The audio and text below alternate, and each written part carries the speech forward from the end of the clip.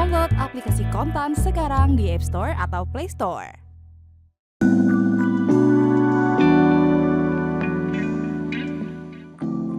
Pemerintah telah mendorong tercapainya kesepakatan senilai 34 miliar AS dolar antara sejumlah perusahaan Indonesia dan Amerika Serikat, AS. Langkah ini merupakan bagian dari upaya pemerintah mendorong tercapainya kesepakatan tarif dengan pemerintahan Trump. Kesepakatan bisnis to bisnis, B2B, itu melibatkan perusahaan swasta hingga badan usaha milik negara atau BUMN.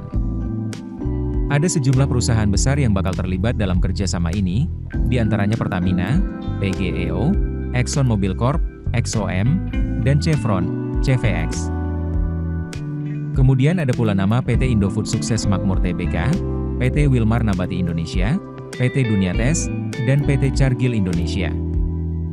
Asisten Deputi Pengembangan Logistik Nasional Kementerian Koordinator, Kemenko, Perekonomian Pujo Setio menyatakan, perusahaan-perusahaan itu akan melakukan pembelian sejumlah komoditas dari AS, seperti kedelai, jagung, dan kapas. Juru bicara Kemenko Perekonomian Haryo Limanseto menyatakan, pemerintah telah mengajukan nota kesepahaman, MOU, kerja sama B2B antara perusahaan Indonesia dengan AS pada Senin 7 Juli. Haryo mengungkapkan, sejumlah perusahaan Indonesia telah berangkat ke AS, sementara sebagian lainnya menjalankan proses finalisasi kerjasama secara daring alias melalui sambungan Zoom. Total ada sekitar 17 perusahaan dan asosiasi bisnis yang terlibat dalam kerjasama ini. Seluruh perusahaan ini dorong untuk melakukan kontrak pembelian secara berkelanjutan. Pemerintah berharap, kesepakatan yang diteken bisa memperbaiki defisit perdagangan dengan AS.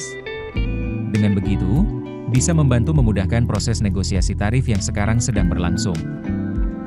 Seperti diketahui, Indonesia terancam dikenakan tarif impor 32% oleh AS.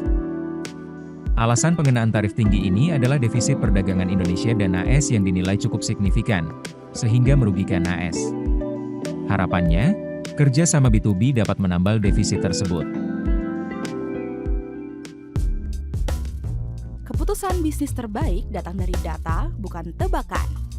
Mudah berlangganan Business Insight dengan subscribe with Google.